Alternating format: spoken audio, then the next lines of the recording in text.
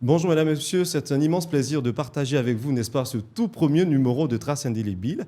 Et vous l'aurez remarqué, je ne suis pas seul, je suis en compagnie de notre invité, j'ai nommé Bouskabé Alvin Johnson, je prononce bien Bouskabé Alvin Johnson. C'est ça. On va dire que ça sonne un petit peu américain. Ouais, bon, je dirais que c'est un sobriquet, mais les gens sont plus habitués à ça. D'accord, très bien. Plus que le nom même des amis même de classe et tout le monde est habitué à Bouskabé Alvin. Donc, vas-y pour Bouskabé Alvin. Exactement. Alors Benjamin, vous permettrez qu'on puisse se tutoyer, n'est-ce pas, le temps de Bouskabé, ou Benjamin, parce que Bouskabé c'est Benjamin, pour ceux qui ne le savent pas. Voilà. Alors Bouskabé, si vous voulez, vous permettrez qu'on puisse se tutoyer, n'est-ce pas, le temps d'antenne, le temps de ce 26 minutes. C'est bon? Parfait? Très bien. Alors votre histoire, ou ton histoire, est quand même un petit peu bouleversante. Voilà, j'ai envie de dire, on a eu le temps, nous, en off, d'en apprendre un petit peu. Mais autant que nos téléspectateurs, nous sommes curieux de savoir comment tout ça a commencé. Et c'est tout de suite dans la première rubrique, là où tout bascule.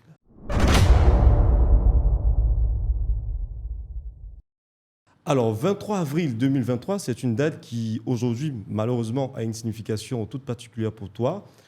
Pourquoi, au final? Vas-y, raconte-nous. 23 avril, d'emblée, c'est ma date d'anniversaire. Ah ouais.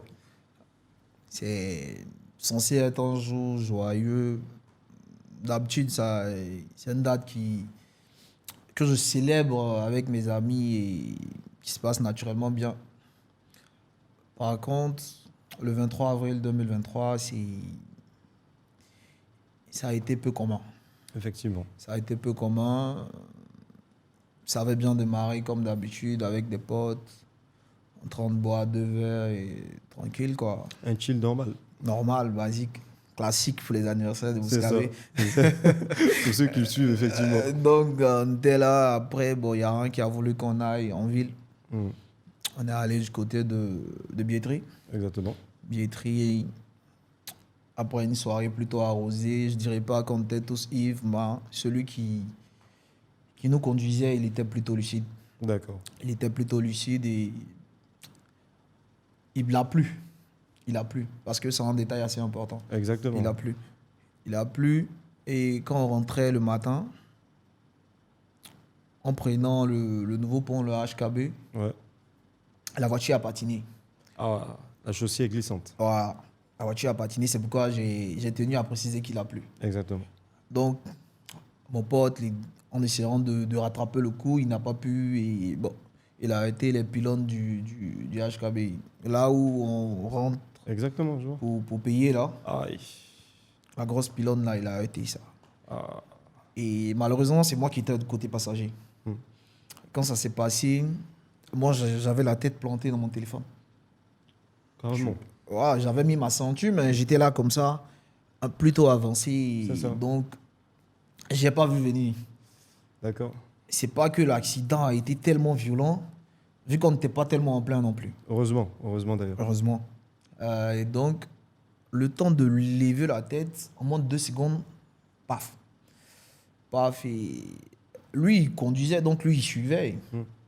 Donc, il n'a pas eu grand-chose comparé à moi. Ma tête a heurté le par-dessus de la voiture. La voiture. J'ai été sonné pendant, disons, 20 secondes. 20 secondes, le temps de reprendre mes esprits. J'étais déjà devant les faits accomplis. Exactement. Bon. Et donc, on imagine que tout de suite là, c'est la panique un peu quand même, avec les amis.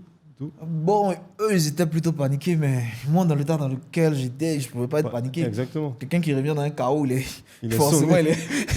Forcément, il est calme, il est sonné. Moi, j'étais là, j'entendais Bouska, mon pote criait mon nom, mais ouais. J'entendais, mais je n'étais pas là. C'est ça. J'étais étourdi. Exactement, bon. c'est ça. Quand je suis revenu à moi, j'ai tenté de sortir, j'ai retiré la ceinture. J'ai retiré la ceinture dans un premier temps et ouvert la portière. Et en essayant de sortir, j'ai su que c'était chaud. C'était chaud, il y a quelque Parce chose. Que quand j'ai déposé mon pied sur le sol, j'ai vu que je ne pouvais plus bouger, je ne pouvais plus tourner la hanche. ma hanche était... Carrément coincée. C'était chaud, c'était touché. C'est ça. Donc les gars sont venus me retirer là. Ils ont essayé de me coucher par terre. Il a plu, j'ai dit non. Tu restes pas non plus Vous couché êtes avec la... fous, il y avait un accident, mais vous n'allez pas me faire coucher dans l'eau Non, là. carrément. C'est clair. Donc j'ai dit, blanc, non. Donc ils m'ont fait coucher derrière la voiture. Et C'est ça. vu qu'on était sur le HKB, il y a toujours une ambulance Qui vient, effectivement. dans la zone. Heureusement. hein. Ça, Directement, c'est une ils très, sont très belle- venus, ils m'ont soulevé, ils m'ont mis à l'arrière.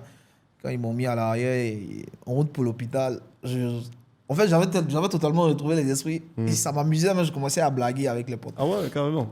Quand ça crie Bouska, Bouska, je fais semblant d'être genre dans les pommes complètement et je suis mort. pour leur faire paniquer encore plus. Ah, Bouska, il y a Enessi, Bouska. Donc, mon pote, c'est un fou. Lui. Ah, Bouska, il y a Enessi. Genre, je pense que c'est quand lui va me dire ça, je vais me Exactement. réveiller direct. Genre, je souris, je sais ce qu'il est en train de dire, je savais tout ce qui se passait. Et puis bon, Ouais. direction l'hôpital. Oula, donc ça a été vraiment le premier choc. Et tout de suite, hein, quand ce drame se produit, quelle est la première des choses à laquelle tu penses? Tu te dis, c'est la fin? Ou à quoi est-ce qu'on pense réellement en pareille situation? À vrai dire, j'avais pas réellement peur. J'avais pas réellement peur. C'est quand je suis arrivé à l'hôpital Mhm. que j'ai réalisé que je venais vraiment de sortir dans un truc, quoi, où je pouvais passer de vie à trépas en un rien de temps, en fait. Exactement. En un rien de temps. Et bon, après les examens, j'attendais les examens avec peut-être un peu d'inquiétude, vu que les radios, les scanners, Exactement. les trucs, Ils peuvent toujours révéler des choses. j'ai été sonné, et puis donc peut-être que genre commotion ou bien un truc comme ça. Donc j'attendais le résultat des examens. Mais bon, Exactement. quand le résultat est venu, ils m'ont juste dit que j'avais un truc à la hanche et puis C'est à la ça. poitrine. Ah, ok. Et effectivement, c'est les deux endroits où j'avais tu as les senti douleurs. tout de suite la Voilà. douleur, en fait. Mon pote aussi avait le même diagnostic. Exactement. Donc voilà, je suis rentré à la maison en béquille. Carrément. Ouais, je suis rentré à la maison en béquille parce que je ne pouvais pas marcher pendant une semaine. Exactement. Ouais, et quand je suis rentré, bon, ça allait tranquille. Je n'ai pas pensé à quelque chose de particulier, genre de dramatique ou me Tu te faire dis des... que c'est la fin. Voilà, Tu te genre dis, c'est la mais- fin. Non, je n'ai pas pensé à ça, mon Dieu est grand. Ouais, exactement. Heureusement d'ailleurs, ton Dieu est grand et tu es ici avec nous. Ça témoigne qu'effectivement, ça va mieux. Et du coup, j'aimerais savoir aussi, est-ce que tu as eu, c'est vrai que peut-être tu n'as pas pensé à quelque chose en particulier, mais est-ce que tu as eu, tu as une plus grande peur? Est-ce qu'il y a une peur en particulier qui t'a habité à la suite de cet accident? Tu te dis, ben, bon, là, effectivement, je suis à l'hôpital, je vais certainement subir la radio, enfin, j'ai déjà les résultats avec un souci à la hanche, à la poitrine. Ok. Et après ça, tu te dis, mais est-ce que tu as peur de quelque chose en particulier que peut-être les médecins vont te dire après? C'est ce que je dis, je redoutais le résultat des analyses de la radio, du scanner et tout, mais bon, quand ils m'ont rapporté les résultats, ils m'ont dit il n'y a rien. Ils m'ont dit il n'y a rien, tout allait bien. Et tout allait bien après l'accident, une semaine, traitement de hanche, de Ouais. poitrine. Les trucs ont commencé à rentrer dans l'ordre et ça... J'avais même commencé à reprendre le sport. J'avais commencé à reprendre le sport, c'est au bout de 1 mois que vraiment les choses ont commencé à se compliquer. Les choses ont commencé à se compliquer. Et parce que ce qu'on sait, comme on a dit, hein, 23 avril 2023, ça c'est la date de l'accident. Mais après, ce qu'on sait également, c'est que à partir donc de septembre, voilà, à partir de septembre 2023, là maintenant, il y a l'opération que tu dois subir en fait. C'est ça? Oh oui, à D'accord. partir de C'est septembre quoi ce 2023, je dois sauver... L'épisode de l'opération, oui. Bon, le truc c'est que après ma sortie de l'hôpital, au bout de 2 semaines, j'ai commencé à vivre normalement. J'ai commencé à vivre normalement, ma hanche, tout a commencé à rentrer dans l'ordre, j'ai repris le sport. Parce que moi-même, je fais de la boxe taille, je pratique la Exactement. boxe taille. Donc, si tu arrives à faire des mouvements de boxe taille, c'est que C'est que logiquement, ça va. voilà, ça va. Ça va. Et puis bon, au bout d'un mois... Un peu comme Oli la machine. Allez, vas-y. Au bout d'un 2 mois, 1 mois, 2 semaines, au bout d'un mois, 2 semaines, disons pratiquement 2 mois, j'ai commencé à avoir des céphalées. C'est ça. Des petites céphalées. Et puis, si tu dors, tu as bu par exemple, que tu te réveilles, tu as des céphalées, tu te dis c'est normal. C'est normal, effectivement. Tu vois, non? Mais tu n'as rien fait. tu n'as truc, et puis T'as tu vu? dors, tu te réveilles, tu as des céphalées. Ah, c'est pas très normal, effectivement. Voilà, Même si c'est des petites céphalées, non. les premières fois, je me suis dit, bon, puis ça va et tout. Mais après, avec le temps, ça a commencé à devenir récurrent dans la journée, au réveil. Et c'était accompagné de vertiges, non? C'est ça? Non, pas de vertige d'abord. Pas D'accord. de vertige d'abord, mais c'était des petites céphalées. Et au fur et à mesure, ça prenait de l'ampleur, ça prenait de l'ampleur. Et puis, au lieu d'arrêter de boire, je n'ai pas arrêté de boire, je continuais C'est ça également. C'est-à-dire qu'en Alors, plus... du coup, tu peux pas savoir si... Voilà, en plus des céphalées, je buvais, je continuais ma vie normalement parce que je ne pouvais pas penser qu'il y avait un truc derrière, en fait. C'est ça. Je ne pouvais pas penser qu'il y avait un truc d'aussi grave derrière. Je continuais ma vie. Au bout de 2 mois et quelques mois-là, ça ne pardonnait plus. Voilà. Au bout de 2 mois et quelques 3 mois, ça ne pardonnait plus. J'ai des céphalées incroyables. Tu peux pas... Non. Je ne pouvais rien faire. Je commençais à disjoncter. Carrément. Ouais, carrément. Je commençais à... Même mon mot de passe, je ne le connaissais plus. C'est mon petit frère qui...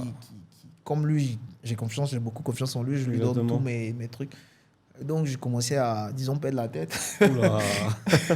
Là, c'est littéralement. Ouais, donc, je pouvais, genre, la nuit, je me réveille, je marche dans la cour. Parce que je ne peux pas dormir. J'ai mal au crâne de ouf, en fait.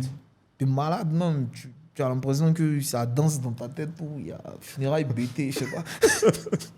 Direct. Il y a un truc dans ta tête, tu bois, tu avales le médicament. Mais rien, toutes sortes de calmants. Tout ça, c'est dans ma chambre là-bas actuellement. Exactement, ouais. Drôle de Et les médicaments sont restés parce que tu bois. Arrivant, moi j'en avais marre, je dis bon, je ne bois plus. Parce que tu bois, ça fait rien. Ça fait rien, ça va te créer d'autres trucs. Exactement. Donc, j'en ai parlé sur Facebook. Exactement, oui. J'en ai parlé sur Facebook, sur un forum médical là. C'est ça. Et les gens m'ont conseillé d'aller voir un neurologue. C'est ça. Donc, eux tous m'ont pratiquement donné le même nom. Vu que c'est une émission, je ne peux pas donner le nom du cabinet, mais en tout cas, c'est un spécialiste en la matière. Voilà, un spécialiste en la matière. Je suis allé voir le neurologue. Je lui ai donné les symptômes, comment ça se manifestait et tout. Bon, lui m'a prescrit un IRM. C'est ça. Une IRM, il m'a dit d'aller faire une IRM et tout. C'est ça. Le plus rapidement possible, quoi. C'est ça. Donc, je suis allé, j'ai fait l'IRM. Mais en ce moment-là, je souffrais. C'était toujours autant la même souffrance, en fait. La même souffrance, c'était pénible. Et je pense que c'est le moment qui a été le plus difficile, en fait. Difficile, vraiment, en fait. Parce que, on se dit que, bon, il y a eu... En fait, ça s'est fait en 2 phases, si je comprends bien au final.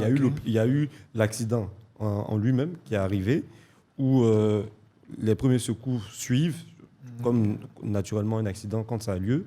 Tu vas à l'hôpital, on te suit, on te prescrit, tu commences à te retrouver parce que, bon, on a diagnostiqué les endroits où tu avais vraiment mal.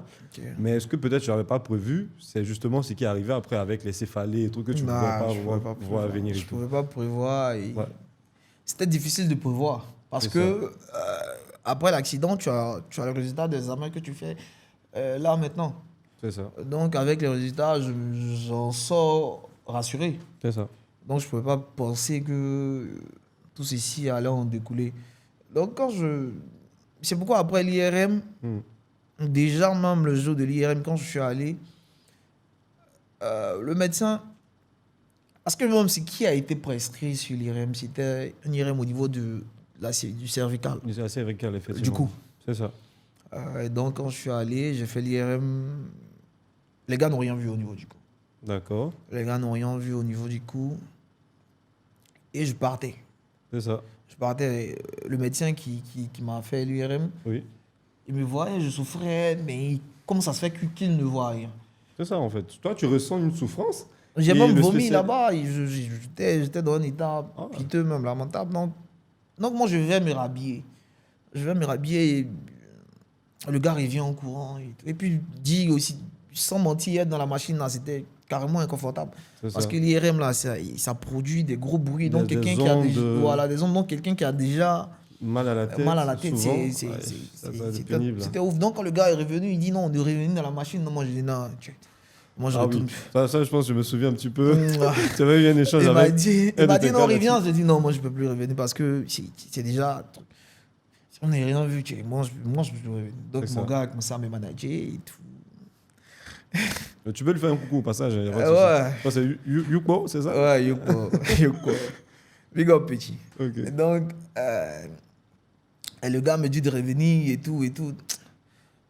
Moi, je boude, je dis non, je viens pas et tout. Il me dit, faut revenir. T'as gros clé là, qui va mourir. Tu vas mourir quoi. Ah oui, hein. Alors après, il y a tout ça aussi. Il dit, tu vas mourir quoi. T'as gros clé là, qui va gérer ça. C'est ça.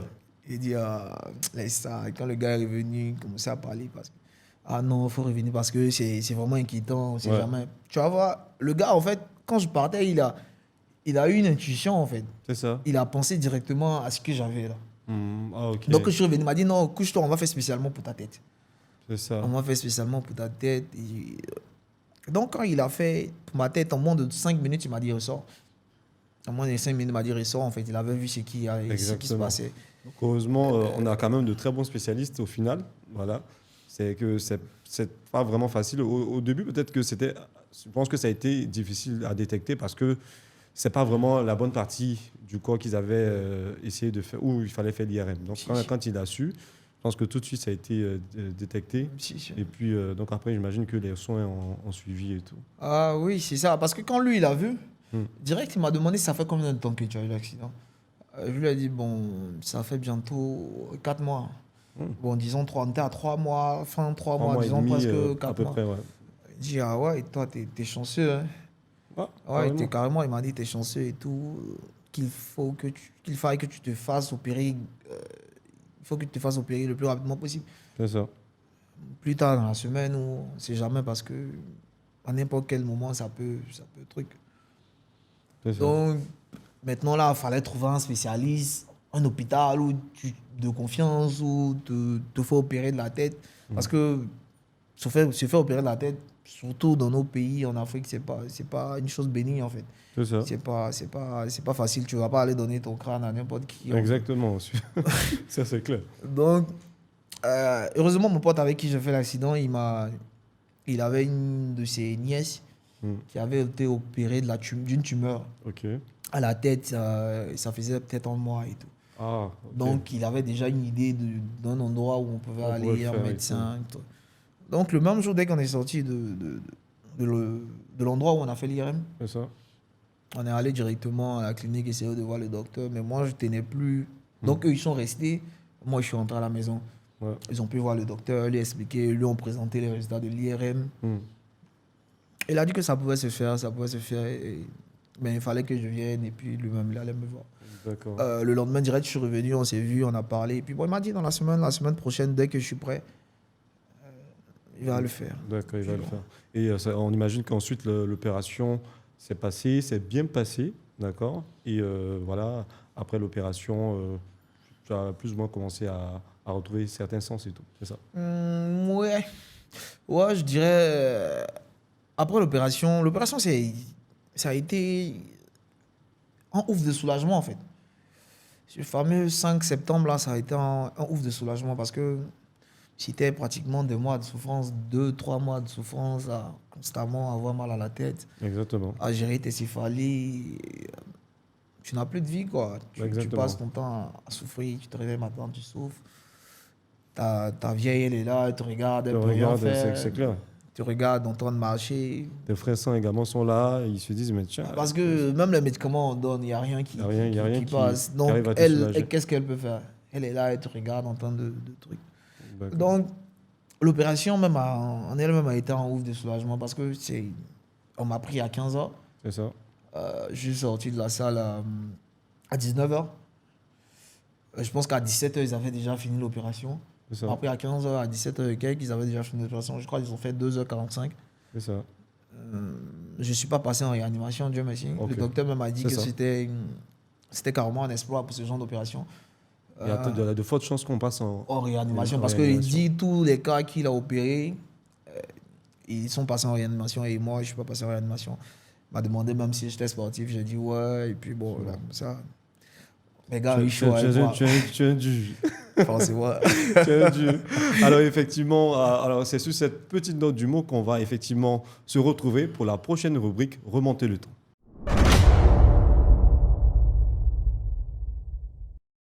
Alors, comme l'indique l'intitulé de cette rubrique, nous faisons juste un flashback dans le temps. Et là, la question que j'aimerais tout de suite te poser, Bouscabé, c'est si on te donnait la possibilité justement de remonter un peu le temps, est-ce que tu annulerais aujourd'hui ce drame qui est arrivé ou, à contrario, est-ce que tu laisserais les choses en l'état? Et si l'un ou l'autre cas, quelle est la raison au final? Bon, moi, je suis chrétien. D'accord. Je suis chrétien céleste. D'accord. Et je crois en la prédestination. Ah, d'accord. Je crois en la prédestination. Je me dis que c'est quelque chose qui était prévu. D'accord. Ça devait arriver et ça fait partie de mon destin. D'accord. Peut-être qu'il y aura des leçons à tirer. Il y a Certainement. déjà des leçons à tirer. C'est à moi de les tirer et d'en tirer le meilleur, quoi. Dans C'est tout ça. ce qui t'arrive, il y a toujours un côté positif qu'on peut exploiter. C'est ça. Il y a toujours un côté positif qu'on peut exploiter. Et moi, je me dis que ça devait arriver. Ça devait arriver maintenant à moi C'est ça. d'analyser la situation Voilà. le mieux possible et puis en tirer le côté positif. Puis voilà, quoi. C'est C'est ça. vrai, ça fait mal, mais déjà, dans mon comportement de tous les jours, il y a beaucoup de choses qui ont changé. Exactement. Ma consommation d'alcool, Par exemple, voilà. par exemple, voilà, ma consommation d'alcool a été réduite parce que il y a quelques petits séquelles et tout qu'il faut gérer. Il faut gérer et tout. Ouais. Voilà, Donc, tu vas pas effectivement te compliquer la vie. Voilà, donc Ouais. ma consommation d'alcool a été réduite, certaines habitudes alimentaires, c'est un truc. D'accord. Donc au niveau de moi-même, c'est des choses qui me font du bien. C'est ça. Ouais. Mais je peux pas dire forcément. En même temps, si tu as le pouvoir d'éviter toute cette souffrance-là, tu n'allais pas accepter. Exactement. Mais c'est ça m'est arrivé, je prends comme ça vient. Et puis bon, comme j'ai l'habitude de dire, la vie, c'est pas là. Exactement. Moi, j'ai comme ça. Ça, c'est vraiment signé. C'est une punchline signée Bouscabé. La vie, c'est pas là. Alors, c'est quoi tes plus gros regrets? C'est vrai que là, tu le dis, tu as dû modifier un petit peu ta vie et tout. Mais c'est quoi tes plus gros regrets après l'accident? Une fois que le drame s'est produit, qu'est-ce que tu as finalement regretté éventuellement? S'il y a bien sûr quelque chose que tu as regretté. Moi, le seul regret que j'ai eu, c'est d'avoir eu la tête plantée dans le téléphone. Ah ouais. Parce que si je regardais devant, Exactement. j'aurais appréhendé la chose autrement. C'est ça, en fait. Parce que soit j'aurais mis ma main pour Pour te Me protéger. protéger. Pour te protéger, naturellement. me protéger, ou soit pour comparer même au truc, en fait. Exactement. Au moins, tu as Voilà, un réflexe en fait, qui te permet ma tête n'allait pas d'éviter, le directement choc. frapper le truc, en fait. Exactement. C'est le seul truc. Le que seul j'ai. regret que tu as Sinon, véritablement. à part ça, je pense que... Et après, comme tu es sportif également, tu peux. Voilà, en fait, j'ai de bons réflexes. Tu as de Donc, bons réflexes. forcément, j'aurais Tu aurais pu j'aurais pu effectivement éviter, c'est clair.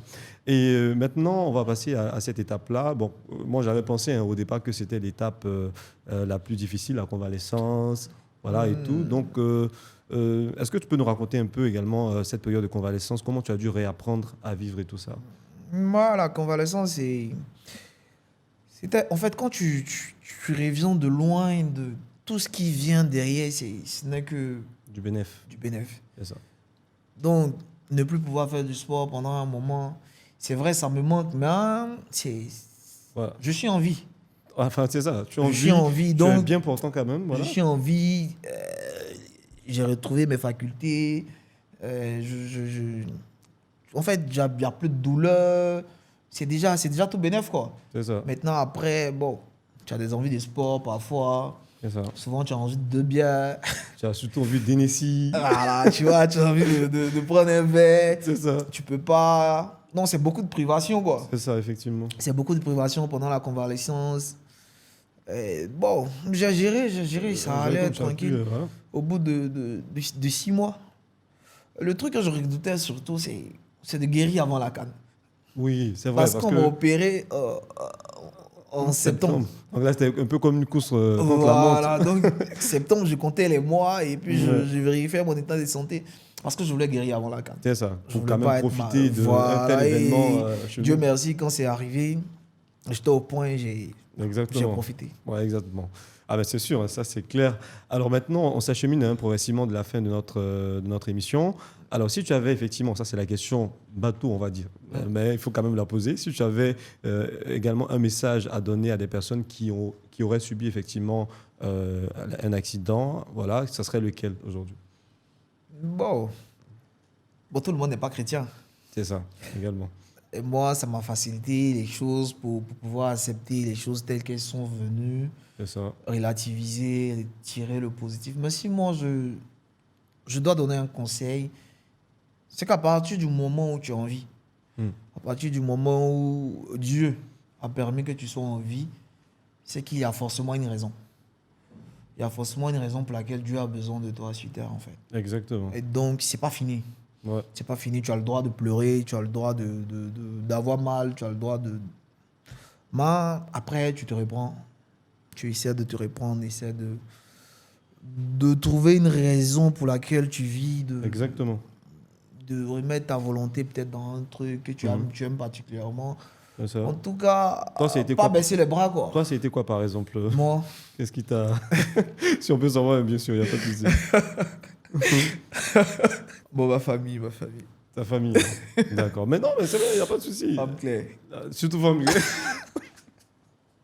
Bon, pour le coup, oui, d'accord. Donc, Femme claire surtout. femme claire. Ouais. C'est clair, effectivement. Femme claire, c'est Je peux clair. pas mourir mes blanchos. Je c'est peux pas ça. mourir pour laisser mes blanchos. Non, gars. c'est pas possible. La consigne a été donnée. Si tu laisses, qui va prendre? Qui va Ça, prendre. c'est Mais ça. Yuko, c'est un philosophe. Exactement. La barre dans mon esprit. Exactement. Tu Ah, laisses mais qui va prendre. Faut pas c'est- m'élever. C'est sûr, c'est sûr. Je pense que c'est tout ça, tes amis, tes proches. Effectivement, tu parles de Yukbo. J'imagine qu'il y a certainement Ouais, il y a d'autres. Yuko, il y a Yous. C'est avec Yous que j'ai eu l'accident. C'est ça, Big up. Il m'a beaucoup soutenu. Il venait à l'hôpital le matin. c'est ça, Il retournait à 22h. C'est ça. Disons, chaque jour. exactement. Chaque jour de la semaine, il était Je là. pense que c'est celui qui est sur la photo que tu m'as. Voilà, c'est lui qui est sur la photo, là, qui a Exactement. fait le snap pendant que Exactement. j'étais couché sur le lit d'opération. Yos, Yokba, tous ceux qui n'ont pas pu être là, ma chérie, tout le monde. Tout le monde a été là à sa manière, quoi. Exactement. C'est très important. Tout le C'est monde a très été là à sa important dans manière. ce. En tout cas, j'ai pas manqué de soutien. D'accord, c'est sûr. D'accord, très bien. Ben, merci Bouscabé. Merci bien. Alors, mesdames, messieurs, c'est sur ces mots et ces paroles très fortes de notre invité que nous mettons un point final à cette émission. Ce fut une expérience forte, enrichissante. J'espère également que vous en avez appris beaucoup. Je l'espère également. Retenez une chose, la vie est belle, la vie est courte, la vie est surtout imprévisible, mais la vie mérite pleinement d'être vécue. Prenez soin d'elle, prenez soin de vous. À la prochaine pour un autre numéro de Traces Indélébiles. Au revoir.